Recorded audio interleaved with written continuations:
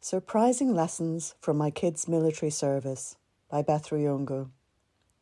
Military preparation and liberal arts-based education have more in common than you might think.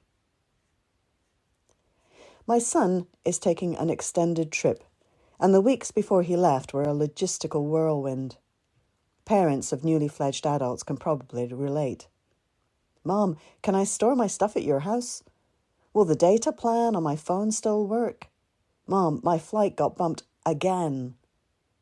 Except my son isn't taking a vacation. Mac is a United States Marine, and this is his first deployment. His brother is also a Marine, and he's stationed thousands of miles away too. It's not what I expected from my life as an artsy, peace-loving British transplant. What happened to make my sweet babies aspire to be like the gun-toting, camo-clad meatheads of the movies? I have always loved Khalil Gibran's poem On Children with these lines. Your children are not your children. They are the sons and daughters of life's longing for itself. They come through you, but not from you. And though they are with you, yet they belong not to you. And how often have I heard the truism, children are our greatest teachers? When my kids were tiny, I gave that no more thought than any other bumper sticker on a minivan. But as they've grown older, I've learned the never-ending truth of it. I came late to motherhood, 40 years old when I had my first, and 42 for the second. I had seen a lot of the world and how people lived in it. I had some strong ideas about how good humans should be raised. So I birthed both my boys at home and prepared every mouthful that passed their weaning lips from pure organic whole foods. We lived in the woods and searched for salamanders in the mud instead of watching wildlife shows on TV. The boys went to a Waldorf Steiner school where the children played with beeswax and silk capes. They played outdoors every day, whatever the weather. They were encouraged to create their own games, although any child with a twig in his hand and gunplay in his heart was redirected with loving yet steely authority by Miss Sue singing, "Sticks are for building." Still, with hindsight, I can see that the seeds of their military careers were planted there. Lessons on how to use the sharp knives given to children from the age of 3.5 so they could cut vegetables. Many hands make light work, so all the children helped to make the soup and then ate it together around the snack table, where they learned the art of conversation. It turns out that social and arts-based Waldorf education is good preparation for becoming a Marine. Discipline is not the same thing as obedience, and service is more than simply doing what you're told. Through grade school, the boys did class chores that helped build an ethic of work in service of others. They marched their times tables, learned to dance together, sang songs in multi-part harmonies, and memorized lengthy passages to recite on stage or at informal gatherings. Mandatory violin practice taught them to be consistent in their habits, no matter how painfully they grated. One of the Marines' mottos is, improvise, adapt, overcome. Every subject at the school, including math and chemistry, had an artistic component that helped develop creative thinking. The kids learned to make useful things. They built shelters, carved wooden spoons, and knitted hats. At boot camp, Mac became the company tailor, doing uniform repairs while his fellow recruits stood his night watch. Waldorf teachers loop, often staying with the class from 1st grade through 8th, and the students become a tight, family-like cadre. That doesn't mean everyone likes or gets along with everyone else, but it does mean they have to find ways to work together regardless. They learn to respect each other despite their differences, and they learn what it means to be loyal. Loyalty is too often used as a cover for manipulation and quid pro quo these days, but really it's the ability to remember that a person is better than their worst behaviour. Loyalty is the skill of recognizing when someone is having an inglorious moment and, instead of deserting them or taking it personally, you help them out. You hold space for them so they can get back to being the best of themselves. Loyalty makes things better for everyone. In combat situations, loyalty saves lives, and that, not mindless obedience, is the essential lesson of boot camp and carefully designed wrath of the drill instructors. The Marine Corps is famed for its sense of brotherhood, and my kids arrived with a lifetime of top-notch experience. I like to say they were best friends before they were born. When I began writing about my first son's enlistment, I nicknamed him Mac, for my steadfast and thoughtful grandfather. But Mac is also a Mack truck of resolute iron will. If he decides something needs to get done, he'll be quiet about it, but it gets done. His brother had a much tougher time getting into recruit training. I've called him Scout in my writing since my mommy blogging days, nicknamed for his watchful curiosity and strong moral compass. If I was to choose a different nickname for him now, it would be Keel. No matter where life takes him or who has control of the helm, he keeps ploughing ahead, as solid and dependable as a ton of lead. Finding their place in the Marine Corps seems to have come easily for both of my sons. Scout is pragmatic and low-key, and kids in need of a break or a sounding board have always gravitated towards him. Mac is a bastion of practical support. He's a good swimmer and will give up his free time to help anyone who isn't. I've met some of the boys' Marine Corps buddies, almost all of them kids from the south and flyover country, kids with far fewer choices than my sons. They're fine young men, and I'm ashamed of the preconceived ideas that led me to expect anything different. I expected to feel as at home with Marine Corps culture as I would on Mars.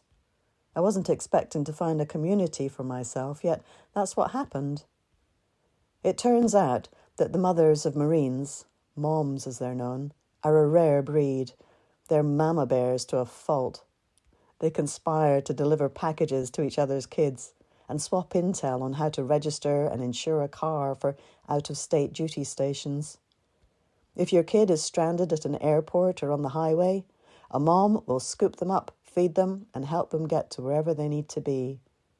If your 18-year-old decides to get married, they will offer sound advice on how to be supportive and send you virtual hugs by the hundreds. Military service is tough on families, and being a mom is intense. Your Marines could be working anywhere in the world. Visits home are months or even years apart. When your child does come home, for a few precious days of boots in the house, a lot has changed, for them and you. There's some reacquainting to do before it's time for another see you later and another extended period of absence and uncertainty. The moms don't talk much about suicide rates or the latest reports on traumatic brain injury, and we never discuss politics or the risk of troops being sent into combat zones anytime soon. When Mac was home on pre-deployment leave, we went to the 9/11 Museum at Ground Zero in New York.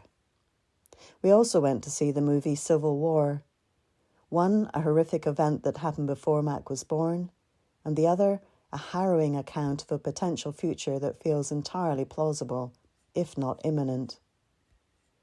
I've been an American citizen for 20 years. George W. Bush sent me a welcome letter around the same time he sent troops into Afghanistan. Back then, I made it my business to read up on 20th century American history and thought things were bad but couldn't or wouldn't get any worse. How wrong I was. It seems like the American experiment is poised on a knife edge and power-hungry idiots are wrestling over the knife. America isn't at war yet, but the escalating divisions and incendiary nationalist rhetoric are problematic, especially in a country with more guns than people. Here's the thing, though. My son's service has come with a knock-me-down-with-a-feather surprise. It gives me hope. Yes, military systems are often as senseless and chaotic as the jokes make them out to be, But the vast majority of people who work inside those systems are honourable, courageous human beings. They are the men and women who will be called to stand between America's worst behaviour and civil war, if that's what it comes to. And they know how to be loyal. I wish more civilians knew that, and more politicians respected it. Fewer than 1% of Americans serve in the military, and our society doesn't seem to give them much thought unless it's a holiday parade with hot dogs and star-spangled banners. I was as guilty as anyone before my sons enlisted. Mac is 19, the average age of the conscripts who fought and died in Vietnam. Now, despite endless war movies and games of Call of Duty, most families have never been further removed from military experience and what it means to serve. I am in favour of a mandatory 1 year of national service for everyone as they leave high school, no buying your or your child's way out of it. Those in power might make better decisions if their own kids' lives and general well-being depended on them. The commitment wouldn't have to be military. It could be a year of Teach for America or some other project that meant being away from home and serving as a helpful member of an unfamiliar community. And if you ever wanted a gun license, you would need to join the armed services and be trained in how to use it. No more thug life or truck nuts posturing. You would receive an education about responsibility and real-life consequences. True patriotism takes more than swaggering around, mouthing off about we the people and whining about defending your rights. It takes showing up to defend the rights of other people, even when you don't like or get on with those people. This shouldn't be controversial, and it isn't complicated. Kindergarten teachers teach these values every day. At my kids' old school, Miss Sue even does it while she's singing. For security reasons, Uncle Sam insists that troop movements and locations remain confidential, but I received a message that Mac had landed safely. He told me not to worry if I don't hear from him for a while. No news is good news. I'm glad he's busy and that he has good buddies around him, his Marine brothers. And I'm glad that he's doing a job he believes to be worth doing. But still, it's tough. I return to Khalil Gibran on children. Let your bending in the archer's hand be for gladness. For even as he loves the arrow that flies, so he loves also the bow that is stable. Love you, sweet boy. See you later. This essay is dedicated to all the military moms. Wherever you are, I know whose side you're on, and I send you love. May your gods bless you kindly. If you're listening on the podcast app, visit the Whole Stories Substack for the photos that go with this story. There's a link in the show notes. If you're enjoying Whole Stories shortly, become a subscriber and show your support. Perhaps your day is ruled by your never-ending to-do list, or you simply need to tune out the regular news for a while. Take a break to think different and feel different with a subscription to Whole Stories Shortly, a weekly story that's short enough to fit your schedule, yet long enough for you to escape. Become a paid or free subscriber today and never miss a story. See you next time.